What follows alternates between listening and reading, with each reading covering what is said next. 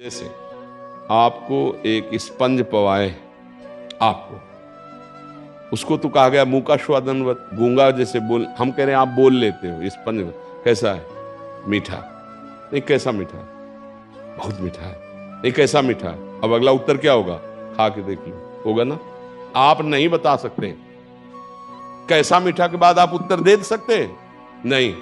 ऐसे ही उसका अस्तित्व क्या है, कुछ लक्षणों से वर्णन करने के बाद इसके बाद अनुभव गम्य भजे जय संता, वो अनुभव का विषय वैसा विषय था। एक प्रकृति के स्वाद को आप दो शब्दों के आगे तीसरा शब्द नहीं बोल सकते। मीठा है, अति मीठा है, इसके बाद तीसरा शब्द होगा खा के देख लो, नहीं होगा। बस ऐसे परमात्मा के अस्तित्व को समझने के लिए भजन करो, पवित्र आचरण करो, वो खुद अनुभव करा देगा। सोई जाने जिहि देहु जनाई, वो आपको अनुभव करा देगा। तो हमें लगता है अगर भजन किया जाए तो हम प्रभु के अस्तित्व को समझ पाएंगे, और ऐसे कैसे समझ पाएंगे? आपका अस्तित्व ही प्रभु है। जैसे कहीं भी पैर रखो पृथ्वी में ही तो है, कितना भी उड़ो विश्राम तो पृथ्वी में ही मिलेगा आके ना। ऐसे ही कोई कहीं भी हो, अस्तित्व उसका बिजली भगवान ही है, पावर भगवान ही है। जैसे चाहे हाइलोजन जले, बल्ब जले, हीटर चले, फ्रिज चले, अलग अलग यंत्रों से बिजली का प्रभाव अलग अलग है। गर्मी सर्दी फेंक रहे, पानी निकाल रहे, प्रकाश कर रहे, बिजली एक ही है।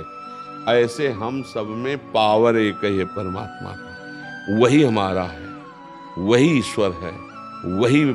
और ये जितने हैं सब यंत्र हैं, और ये विनाशी है, नष्ट हो जाएंगे। लेकिन वो अविनाशी जो पावर है, और वो आप हैं। अब उसको आप जानते नहीं, इसीलिए आपका जन्म मरण नाना प्रकार के दुख है। उसको जान लो तो ना उसमें काम का प्रवेश है, न क्रोध का, न लोभ का, न नैनम छिंदन्ति शस्त्राणि नैनम दहाति पावकः न चैनम क्लेदयन्ति आपो न शोष्यति मारुता। आपका ऐसा स्वरूप है कि वायुवास्त्र, अग्नेयास्त्र, वरुणास्त्र ये आप तक स्पर्श नहीं कर सकते। अब हम फंस गए इसमें, शरीर चमड़ी में। अब कैसे? इसका इतना बड़ा अंधकार है कि देखो ये भी प्रश्न है कि भगवान है भी कि नहीं, उनका अस्तित्व क्या है? उन्हीं के अंश है सबके पिता भगवान, प्रकृति माता, इसी से पूरे जगत का भरण पोषण हो रहा है, इसी से सब प्रकट हुए और इसी में सब मिल जाएंगे। ये जितने शरीर हैं इसी में मिल जाएंगे। आज तक कहीं हड्डियों के पहाड़ देखे क्या? कितने लोग मर रहे हैं, सब खत्म। वायु वायु तत्व में, अग्नि अग्नि तत्व में, जल जल तत्व में, पृथ्वी पृथ्वी तत्व में, आकाश आकाश तत्व में, कहीं नहीं, कुछ नहीं। ये माया का जादू चल रहा है। आप अपने को जान लो तो भगवान को जान लोगे, अपने को नहीं जानोगे तो हो। ये सूर्य भगवान क्या है? पूरा त्रिभुवन उपाय करके देख ले, और सूर्य भगवान भर उदय न हो, अंधकार हटा के दिखाओ।